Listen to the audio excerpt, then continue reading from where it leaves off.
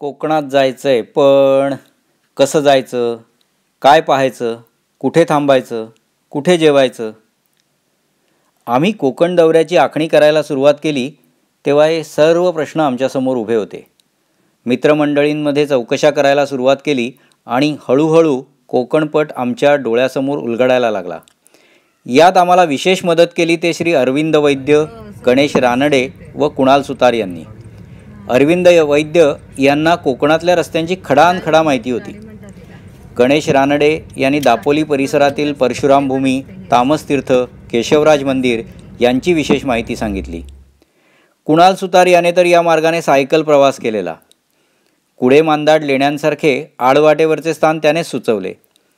शेवटी किरण आंबर्डेकर यांनी दापोलीतली आणखी काही महत्त्वाची ठिकाणं सांगितली, ज्यात साने गुरुजींची आल्फ्रेड गॅडने शाळा देखील होती. या सर्वांमुळे आमचा कोकण दौरा अत्यंत यशस्वी झाला. या दौऱ्यात आम्ही 50हून जास्त मंदिरं, 4 किल्ले, 2 लेणी व अनेक स्मारकं पाहिली. आमच्या या आखणीचा इतरांनाही उपयोग व्हावा या उद्देशाने आम्ही याला यूट्यूबवर टाकायचं ठरवलं. या दौऱ्यातील काही दिवसांचे व काही ठिकाणांचे व्हिडिओज आम्ही याआधीच यूट्यूबवर टाकले आहेत. खाली असलेल्या डिस्क्रिप्शनमध्ये पाहिल्यास तुम्हाला या लिंक्स मिळू शकतील आणि या ठिकाणांची अधिक माहितीही तुम्हाला मिळू शकेल.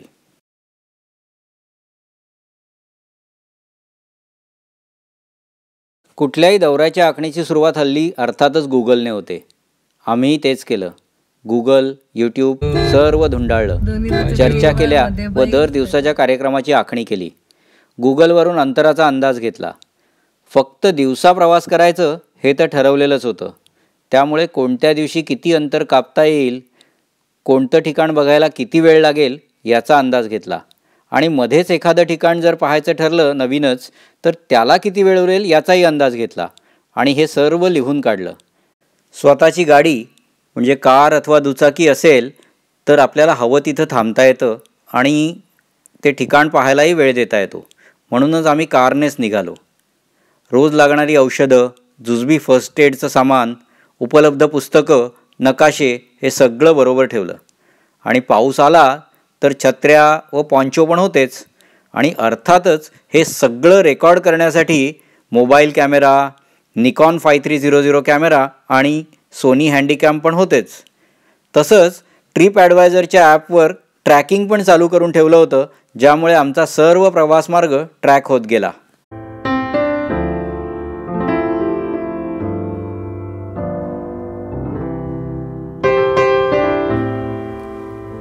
पहिल्या दिवशी सकाळी 8:30च्या सुमारास सर्वांचा निरोप घेऊन आम्ही निघालो ते अलिबागच्या दिशेने. मुंबईतून बाहेर पडायला ट्रॅफिकमुळे जास्तच उशीर लागला. पाऊस धो धो कोसळत असल्याने दौरा फसतो की काय अशी स्थिती निर्माण झाली होती. पण मुंबई बाहेर पडताच पावसाची उघडीप मिळाली व हायसं वाटलं. आमचा पहिला टप्पा होता अलिबागचं करमरकर संग्रहालय. त्यातही पोहोचेपर्यंत दुपारचे 2 वाजले. वाटेत कनकेश्वरच्या डोंगराच्या पायथ्याशी थोडा वेळ थांबलो. करमरकर संग्रहालय अप्रतिमच आहे. यातील एक वैशिष्ट्यपूर्ण शिल्प आहे ते म्हणजे गांधीजींचं, ज्याला महात्माजींनी स्वतः सिटिंग दिलं होतं. तेथून बाहेर पडल्यावर आम्ही वाटेत चोंडी येथे लागलेलं अजून एक दशरथ पटेल संग्रहालय देखील बघितलं. दुपारी उशिराचं थोडंसं खाऊन मग आम्ही अलिबागच्या किनाऱ्यावर जाऊन कुलाबा किल्ला दुरूनच पाहिला. त्यानंतर सरखेल कान्होजी आंग्रे स्मारक पाहून पुढे चौलच्या वाटेला लागलो. इथलं प्रसिद्ध गणेश मंदिर व नंतर रेवदंड्याचं सुप्रसिद्ध रामेश्वर मंदिर पाहिलं. या मंदिराची रंगरंगोटी व त्यासमोर असलेलं तळं यामुळे हे मंदिर फारच नयनरम्य भासत होतं. यानंतर बिर्ला मंदिराकडे वळलो, पण तेव्हाच संध्याकाळचे 5:30 वाजले होते. ते बघून मग काशीद बीचपर्यंत न जाता अलीकडे असलेल्या बारशिव गावातच एका समुद्रकाठी असणाऱ्या रिसॉर्टमध्ये मुक्काम केला आणि शेजारच्या घरात बनवलेल्या वालाचं बिरडं व तांदळाच्या भाकरीवर ताव मारला. दुसऱ्या दिवशीचा महत्त्वाचा टप्पा होता तो म्हणजे जंजिरा किल्ला आणि त्यानंतरची कुडे मांदाडची लेणी. सकाळीच बार्शीहून निघत आम्ही काशीद बीच, नांदगावचं सुप्रसिद्ध गणपती मंदिर आणि सिद्धीचा वाडा पाहून सकाळी 11:15 वाजताच्या सुमारास जंजिरा किल्ल्यावर जायची शिडाची होडी पकडली. अगदी आदल्या दिवशीपर्यंत पाऊस असल्याने नावाडी होड्या घालत नव्हते आणि त्यामुळे बंदरावर गर्दी अजिबात नव्हती. आम्ही तिघांसाठीच होडी ठरवत किल्ला व्यवस्थित पाहून घेतला. पुढे आगरदांड्याच्या सिद्ध्यांच्या कबरी पाहून आम्ही जेटीकडे न वळता पुढे 23 किलोमीटरवरची कुडे लेणी पाहायला गेलो तेव्हा दुपारचे 2 वाजले होते. ही लेणी पाहून नंतर दिवेआगारचा गणपती पाहिला. त्यानंतर श्रीवर्धनकडे वळलो. तिथून सोमजाई देवी मंदिर, पेशवे समाधी असे काही स्पॉट्स पाहून आम्ही मुक्कामाला पोहोचलो ते संध्याकाळी 6:30 वाजता हरिहरेश्वरच्या MTDCमध्ये. या दिवसाच्या आमच्या भटकंतीवरचे वेगळे व्हिडिओ खाली दिलेल्या लिंक्सवर उपलब्ध आहेत. आमच्या प्रवासाचा 3रा दिवस सुरू झाला तो हरिहरेश्वराच्या दर्शनाने. या मंदिराशेजारून वर जात आम्ही येथील सुंदर घळ पाहिली. पावसाळा असल्याने या घळीत रान वाढलं होतं व उतरण्याच्या पायऱ्या बंद केल्या होत्या. इतर मोसमात तुम्ही गेल्यास अगदी खालपर्यंत जाऊन ही घळ पाहायला विसरू नका. येथून आम्ही पुढे बागमांडला जेटीकडे गेलो. येथे आमची गाडी फेरीबोटीत घालत पलीकडे गेलो.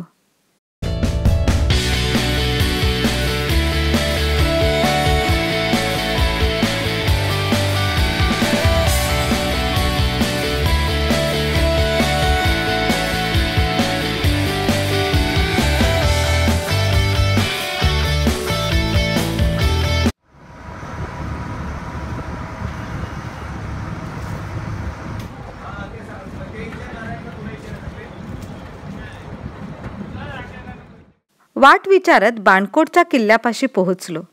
हा छोटासा किल्ला लगेच पाहून होतो. येथूनच पुढे वरच्या पठारावरून वाट वळवली ते गुढेघर फाट्यावरून केळशी या गावाकडे. गुढेघरला परत महामार्गाला जोडले गेल्यावर येथून पुढे 18 किलोमीटरवर केळशी हे गाव आहे. येथील महालक्ष्मीचं मंदिराचं दर्शन घेऊन त्याच्या जवळ 1 किलोमीटरवर असलेल्या याकूब बाबांच्या दर्ग्याचंही दर्शन घेतलं. हे याकूब बाबा छत्रपती शिवरायांनाही पूजनीय असल्याचं सांगितलं जातं. दुपारच्या भोजनासाठी मग महालक्ष्मी मंदिराचे पुजारी श्री विष्णू बिवलकर यांचेचकडे थांबलो. मध्ये आहे तो क्षेत्रपाल आहे, दक्षिणेकडची महालक्ष्मी आहे, उत्तरेकडचा सोमेश्वर म्हणून आहे. जवळजवळ हे मंदिर 300-350 वर्षापूर्वीचं आणि लागू करण्यात त्याचा दृष्टांत होत ते मंदिर बांधलेलं आहे. त्यांना दृष्टांत झाला हे स्थान आहे. काही लोक म्हणतात त्या काळात लोक असं म्हणतात समुद्रातून आली, त्याच्यात अंगठा पाऊल टेकल्याचे खुणा आहेत, त्याच्यानंतर केस जळल्याचे खुणा आहेत आणि तिथे स्थापना त्याची केलेली लागू करण्याचं. जेवणानंतर पुढचं ठिकाण होतं आंजर्ले गावचा कड्यावरचा गणपती. पण याआधी वाटेत आडेगावाजवळच भार्गवराम रेणुकामाता मंदिर व स्वामी विवेकानंदांच्या कन्याकुमारी येथील स्मारकाची प्रतिकृती पाहिली. आंजर्ल्याच्या कड्यावरचा गणपती तर सुंदर आहेच, पण याबरोबर गावात एक अप्रतिम प्राचीन दुर्गामाता मंदिरही आहे. ते पाहत पुढे निघालो ते आसूतचे केशवराज मंदिर पाहायला. वाटेवर समुद्रात लाटांची झुंजणारा हरणेचा किल्ला अथवा सुवर्णदुर्ग वळणावळणावर दिसत होता. गर्दझाडीत दडलेलं केशवराज मंदिर पाहायला निघालो तेव्हाच संध्याकाळचे 6 वाजले होते. एवढ्या संध्याकाळी तिथे पोहोचता येईल का ही शंका होतीच. पण एका स्थानिक कुत्रीने सोबत केली व सुमारे 250 पायऱ्यांची दमछाक केशवराज मंदिर पाहताच संपली व तेथील गोमुखातून येणाऱ्या धारेने आम्ही सुखावलो. दर्शन घेत 10 मिनिटातच परत फिरलो.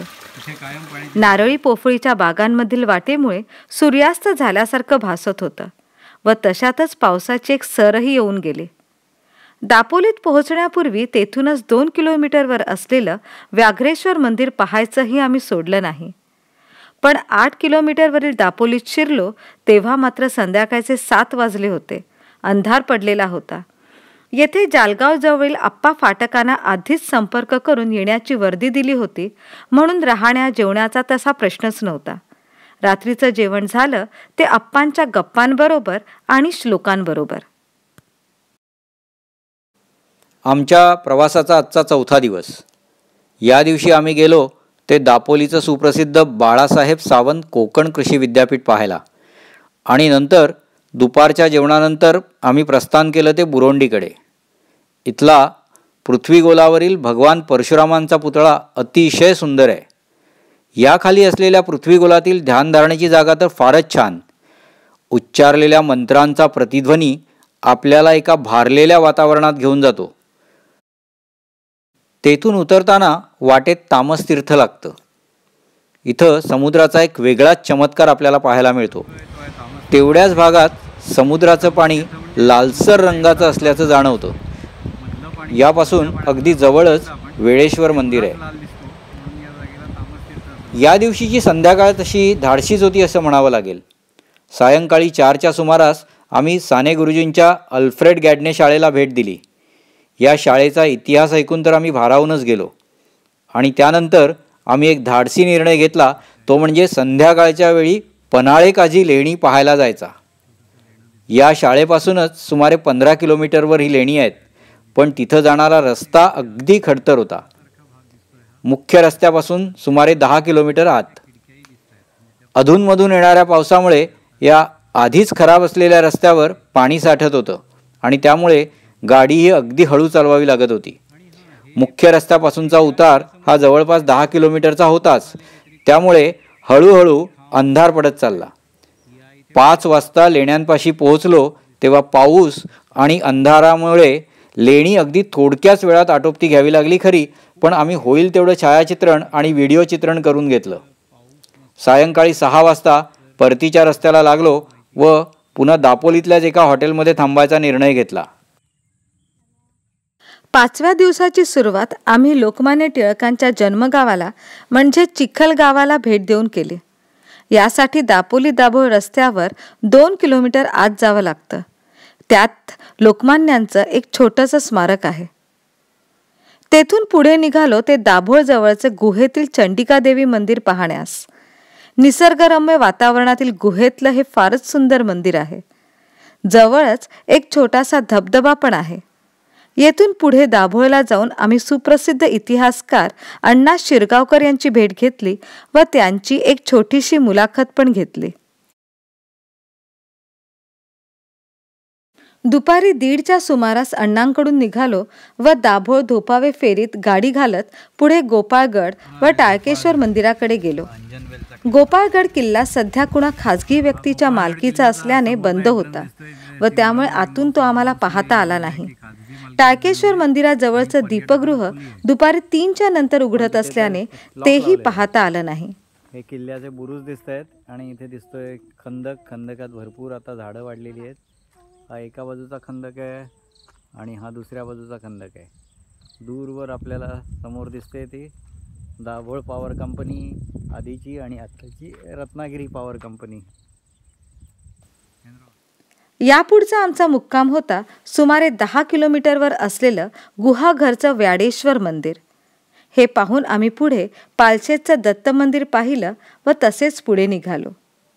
वाटेतल्या एका वळणावर पालशेतकर शाळा व नेनेवाडा लागला. या वाड्यातच काकस्पर्श या मराठी सिनेमाचं चित्रीकरण झालं होतं. पुढे वेणेश्वर मंदिरात पोहोचलो तेव्हा संध्याकाळचे 4:30 वाजले होते. ते पाहून पुढे हेदवीचं दशभुजा गणेश मंदिर पाहिलं व सरळ पोहोचलो ते जेट्टी गाठण्यासाठी. आमच्या सुदैवाने सायंकाळी 5:15ची तवसा जयगड ही फेरीबोट मिळाली व आम्हाला जयगड बंदर गाठता आलं. आता आपला या प्रवासातला शेवटचा जेटीचा प्रवास. त्याच्यानंतर जेटी नाही, त्याच्यानंतर आता पूर्ण रस्त्याला ना. त्याच्यानंतर लागलीच तर विजयदुर्ग जायचे पण नाही. हाच आपला शेवटचा जेटी प्रवास.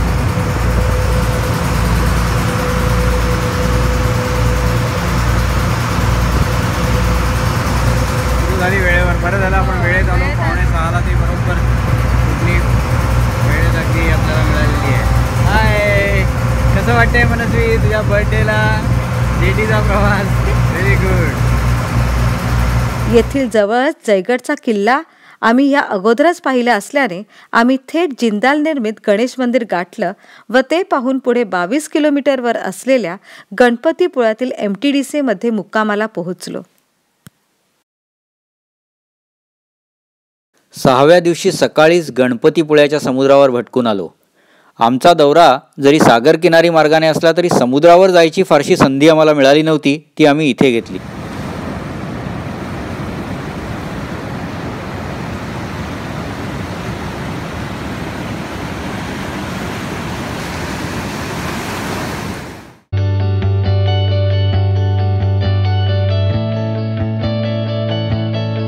नंतर स्नान करून गणपती मंदिरात गेलो व सगळं चंबूगव्हाळावरून रत्नागिरी शहरात एका स्नेहांच्या घरी गेलो. दुपारचं जेवण त्यांच्याकडेच घेऊन नंतर पुलंच्या अंतू बर्वा कथेतील प्रसिद्ध राजवाड्यावरील काशी विश्वेश्वराचं दर्शन घेतलं. पुढचा टप्पा होता पावसमार्गे गणेशगुळे.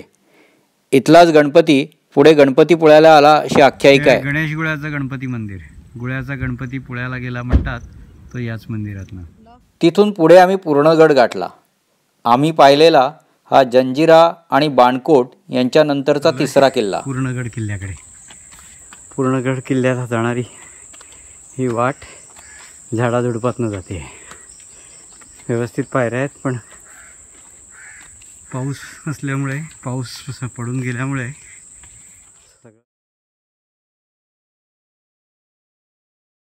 पूर्णगडाच्या आतमध्ये प्रवेश केल्यावर आपल्याला दिसतात त्या तटबंदीवरती चढायच्या पायऱ्या.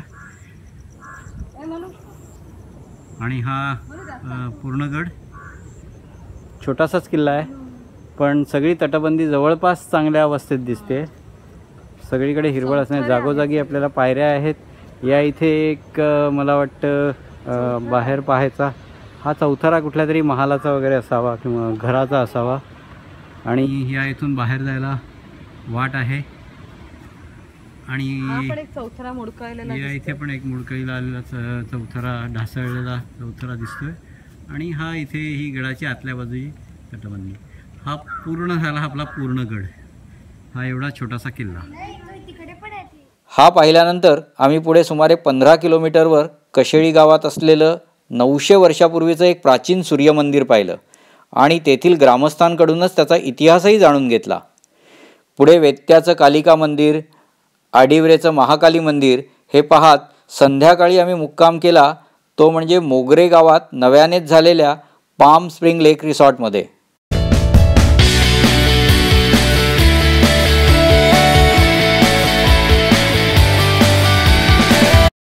आमच्या मालवणपर्यंतच्या प्रवासाचा हा शेवटचा दिवस. सकाळी उठताच आम्ही साधारण 9च्या सुमारास कूच केलं ते विजयदुर्ग किल्ल्याच्या दिशेने.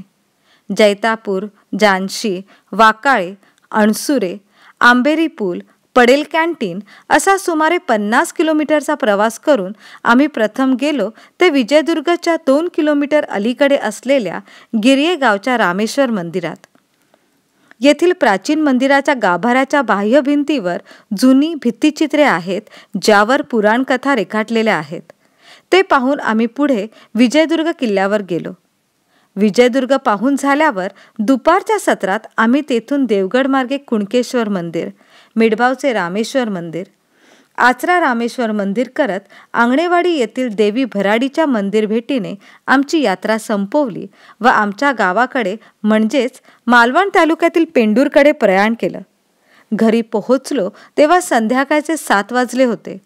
घरात दुसऱ्या दिवशी गणपती आणायची लगबग सुरू होती. त्याच जल्लोषात मग आम्हीही सामील झालो. गणपती बाप्पा मोरया! गणपती बाप्पा मोरया!